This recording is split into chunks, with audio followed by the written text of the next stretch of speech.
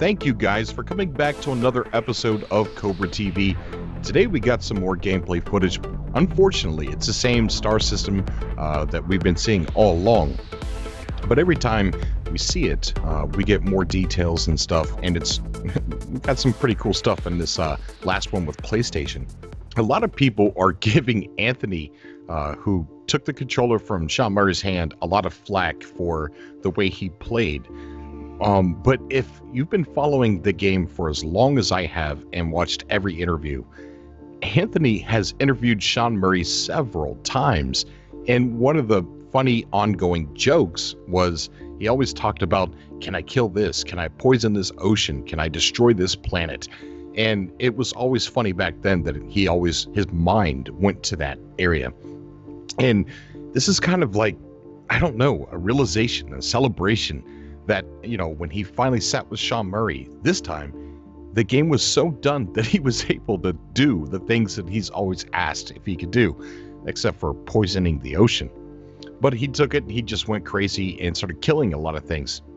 But it's cool to see that, not the fact that he was killing a bunch of things, but to see someone without the finesse of Sean Murray traveling through this game and doing whatever he wanted to do, and then seeing the consequences of his actions. But let's get started with some of this gameplay. One of the coolest parts that I seen with the PlayStation video with Anthony was when Sean Murray walked up to the monolith. We're able to see exactly what the thing reads, and it's a little bit more the lore of No Man's Sky, and it's exciting and really cool part of the lore. It reads, a distant clamor of Korvac's voices falls suddenly silent as you approach. You feel almost as if echoes want something from you. Now, echoes is capitalized, so I immediately was like, what? Wait, who? So then next down, you see the Korvac's language and an English word forming. But then the options for you to pick are talk of your journey and wonders you have seen. Ask for the knowledge of the Korvac's echoes. Ask the Korvac's echoes to increase your understanding. So echoes is definitely some kind of supernatural or power or deity or something.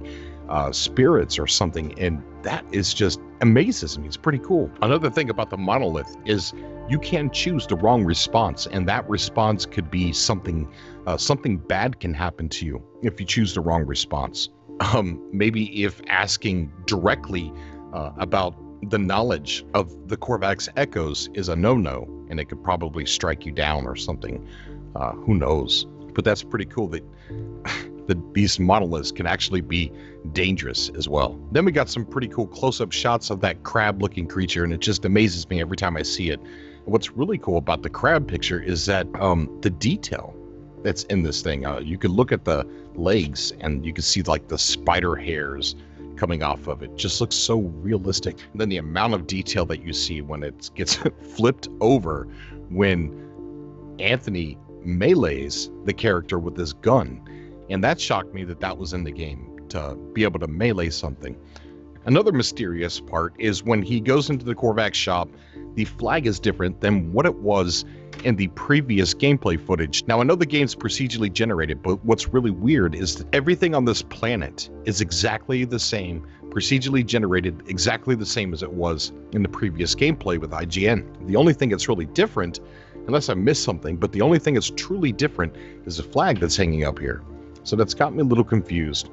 Let me know what you guys think below. I don't think it's anything at all. It's just something that's a little interesting to point out, but I really don't think it's something super breaking or whatever. Then we get to the first screenshots of naming, which is really cool about Anthony playing the game. When he took the controller out of Sean Murray's hand, there was a little tug of war there for a couple seconds. But what's really cool is with him, like I said, not the finesse, not the scripted.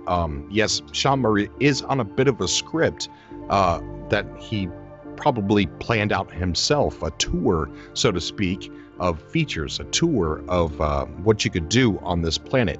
As we can see, he's going to the same exact locations and doing the same things as previous videos. So Anthony takes it away from him and completely throws that script off track. And when he does so, We actually get to see, the melee that probably wasn't going to be talked about, and we see the naming thing screens.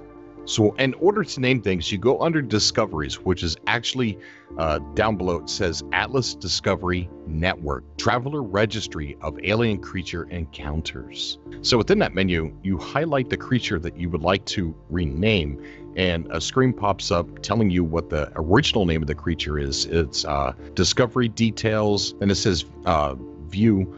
Press button to view 3D model, and then name your discovery. And then another window pops up where you could actually type the name of your discovery. But I'm pretty sure it's still not named yet until you take that discovery to a beacon. Another cool thing to point out about something that Anthony said is that he had so much fun on the planet murdering and slaughtering and renaming and doing whatever they did without us seeing it, because I'm sure the video was edited quite a bit, that he had so much fun when Sean Murray mentioned space above them. He says something to the effect of, I was having so much fun, I didn't even think about space being out there. So that was a pretty awesome part of the interview to me. So when he finally goes out into space, there's a couple more things to point out when he does go into space, is the alarm that starts to go off. I don't think it's a shield alarm, because when his shield is drained, it doesn't alarm then, but it does when the space police or galactic police or whatever you want to call it, the space sentinels come close to him, then the alarm comes off.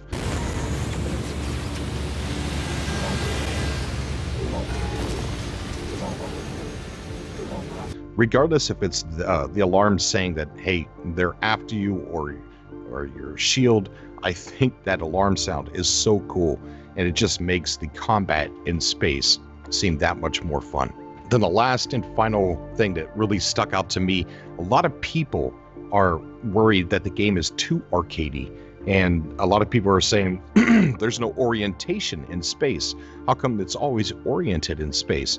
Well, there's one point where he's just sitting there in space talking to Anthony, and some trader ships warp in.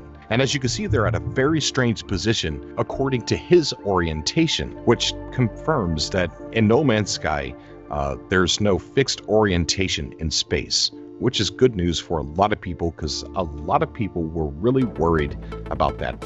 So guys, that is it for today. I will take another look at it. I did this really quick, but let me know in the comment section down below, what is that echo? What is the Korvax echo? A deity? The Korvax spirits, or who knows? Let me know what you think it is. Thank you so much for being here. I love you guys, and until next time.